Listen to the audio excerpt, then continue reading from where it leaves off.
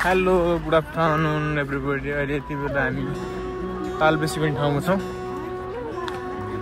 यहाँ भाइरल मुडा जलेश्वर महादेव पनि भनेर चिनिँदो रहेछ। यहाँ त्यो ठाउँ हेर्नको लागि आएको है। पारी देखिरहेको ठाउँ चाहिँ हामी जानुपर्ने ठाउँ चाहिँ उहाँ हो।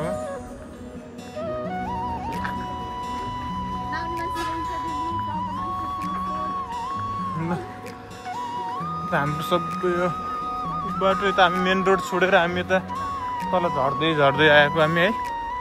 कोही मान्छे गएर आइसक्नु भएको छ, कोही हामी जाँदै हो।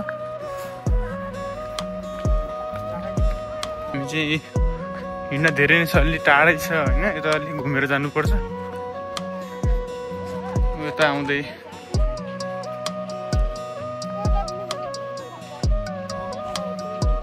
टाढै छ, अलि धेरै हिँड्नुपर्छ।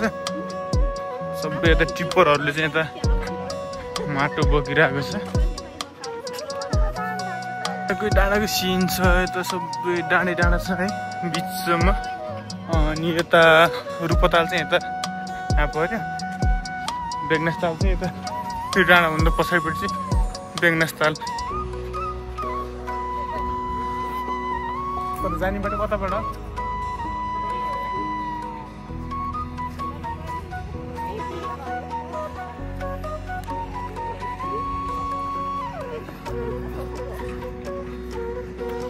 हिँड्दै छ बाटो। हामी गाडीमा चाहिँ माथिबाट ओर्लेर बाटो हुँदै आएको। ओ धुलो बाटोले मान्छे यहाँ धेरै जुत्ता लगाएर आएको छन् है। जुत्ता लगाएर आउने मान्छेहरूको पनि ताल यस्तो छ है। जुत्ताहरू लगाएर आएको। म चाहिँ चप्पल लगाएर आएँ, आनन्दै भएको छ मलाई। ठाउँ हामी आउन लागिसक्यो। मान्छेको धेरै भिड छ, त्यहाँ धेरै भिड छ। मान्छे डाँडा त यता सबै हरियाली डाँडा मात्र छ वरिपरि। सबै यो डाँडै डाँडा छ। हामी डाँडाको बिचमा हिँड्दै हिँड्दै है। तिर्खा लागेको छ अरे, पानी खान मिल्दैन त्यहाँ।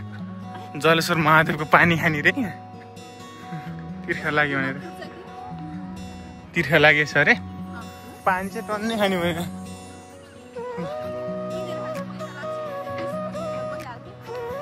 ए बिच बिचको गरामा पनि पानी छ, यही खाँदा पनि हुन्छ। हामी अब खेतको सर्टकट बाटो हानिसक्यो। बाटो त यता घुमेर जाने पनि रहेछ। यहाँ सर्टकट रहेछ बाटो। बिच बिचमा पानी भए पनि सर्टकट बाटो छ। हामी यहाँ के लेखेको छ त्यो बोर्डमा? जलसिद्ध महादेव मन्दिर हो। कहाँ से आते?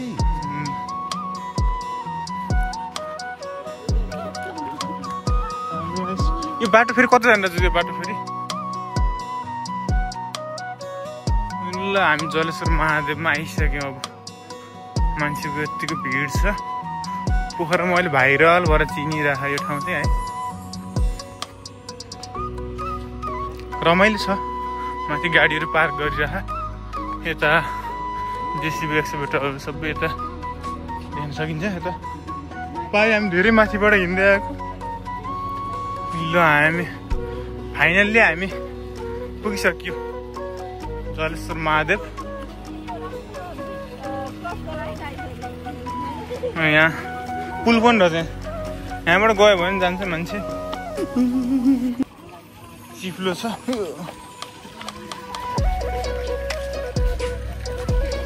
ल देख्न सक्नुहुन्छ पानी रुखबाट निक्लेको पानीहरूबाट निस्किरहेको पानी है।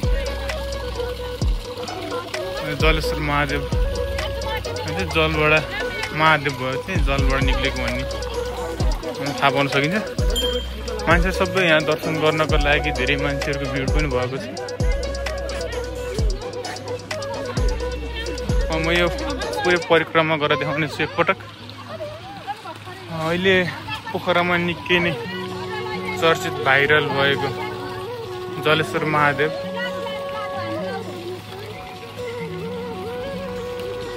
बिचमा यहाँ पानी अर्को साइडबाट पनि खसेको रहेछ पानी। यता धारा पनि बनाएको छ यहाँ है।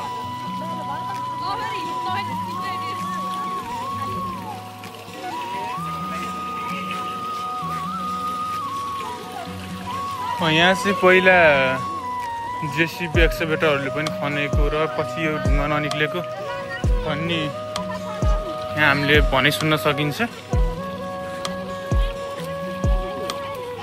यो चाहिँ उक्काउँदाखेरि यो के अरे यो काठको मुढा उक्काउँदाखेरि चाहिँ एक्सकेभेटर भाँचिएको अरे यहाँ यो ठाउँमा पानी निक्लिएको। हालसालै यो मान्छे यो अलि प्रचलित भएर मात्र यो अहिले धेरै नै प्रचलनमा आएको थियो। अहिले यो पोखराकै भाइरल डु पनि भनेर चिनिँदो रहेछ यसलाई।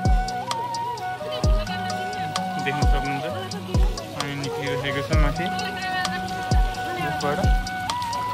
यो पानी चाहिँ यता बगेर गएको छ, यता यो साइड गएको छ। यो पानी यता साइडतिर पनि बग्दै गएको देख्न सकिन्छ। अब गेट प्रवेश गरिसक्यौँ अब यहाँ दर्शनको लागि।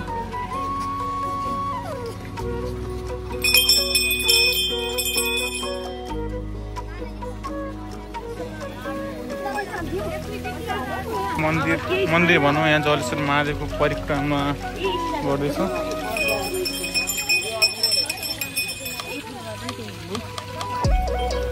पूजापाठ दर्शन गर्ने यहाँ मन्दिर भयो। पानी त्यहाँबाट पानी निक्लिएको देख्न सक्नुहुन्छ। पानी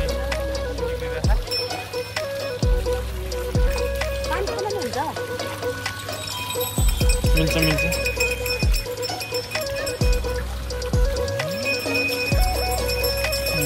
पूजापाठ गरिरहेको रहे।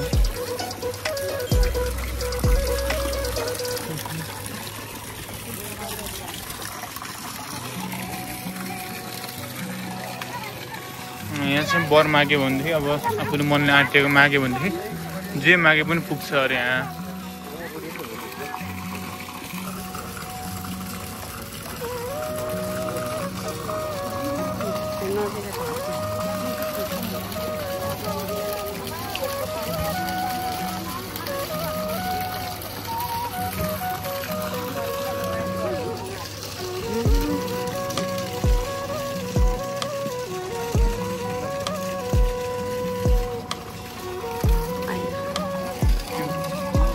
पानी पिउनको लागि पानी पिउन पनि राम्रो छ, सफा छ पानी है।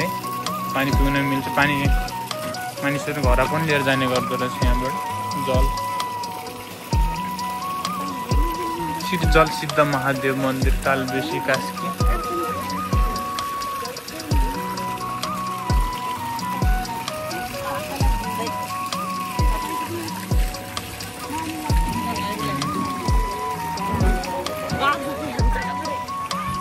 यहाँ अब पानी खाने जल खाने के भन्छ यहाँ।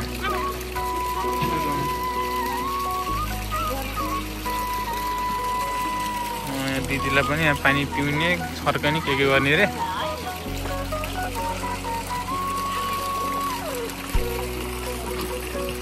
पानी चाहिँ मजाले भैँसीले कुँडो खाएपछि नै खाँदै पऱ्यो त्यति भनेको सर्को परिसक्यो।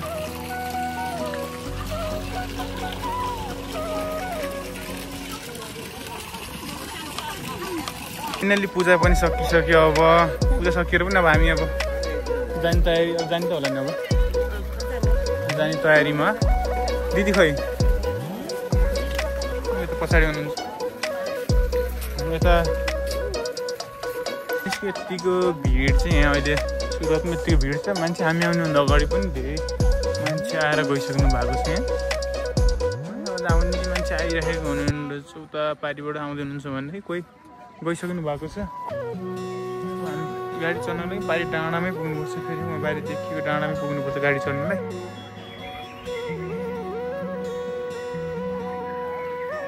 यहाँ आउने सपना टिकटकमा देखेर धेरै सपना थियो, आयो फाइनली पुगिसक्यो। राम्रो लाग्यो ठाउँ, यस्तो रमाइलो ठाउँ। प्रसादहरू पनि हामीले लिएर आइसकेको छ। A few moments later. घुम्दा घुम्दै पुगेछु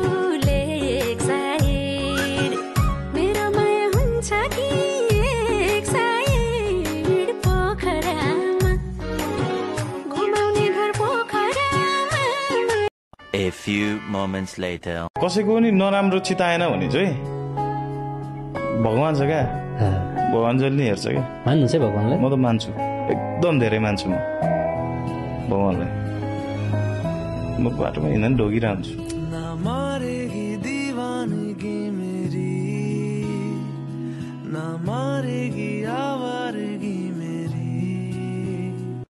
A few moments later. ल अब हामी फर्केर यहाँ गाडी कुरेर बसिरहेको छौँ गाडी आएकै छैन अहिलेसम्म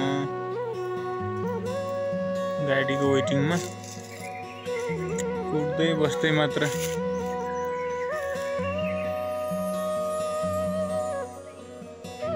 पारी वहाँ हो हामी कति रुपियाँ लागेको देख्नु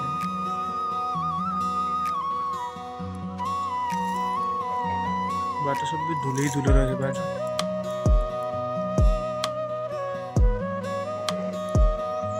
A few moments later. हामी मन्दिर पुगेर अहिले घर आइपुग्यौँ है घर आइसक्यो